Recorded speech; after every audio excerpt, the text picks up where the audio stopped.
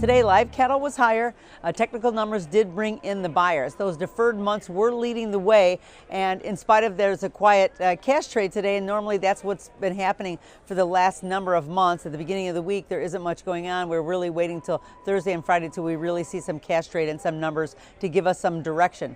That being said, it looks like that the sentiment is leaning to increased demand, and that's why the market is recovering. So it looks like this was just a slight correction on Thursday, and we're starting to build on that. The futures are really trying to recover all of their losses, and as we can see, the feeder market really surged today, even much more than the live cattle, which was kind of a surprise. So those fundamental numbers really supported that rally, and the market was up quite a bit. So the sentiment is strong for this recovery, and it looks like the market is going to really continue to churn higher. There's the active cash trade that we're expecting later in the week will definitely confirm what we've been saying already, that demand is on the upswing, and if that keeps coming, I don't really see this market turning down anytime soon. I think some of that sentiment fell over into the hog market because the hogs rebounded very, very well, and it was kind of a surprise rally because this week was expected to be much lower because we thought there was going to be increased kill,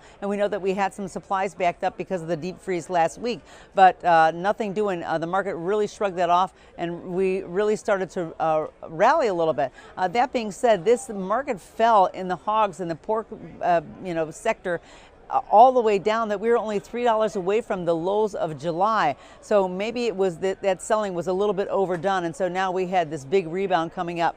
This just tells us we've got a lot of volatility. The markets are kind of thin. We still need to kind of wait for any kind of U.S.-China resolution, but that's not going to happen this week because China is on holiday for the New Year, for the Chinese New Year. So there's going to be nothing doing. Hopefully we're going to get some news from the president's speech tomorrow night, so we're going to watch that closely. And as some of the USDA data comes out, it'll give us a little bit more direction of where we can go from here.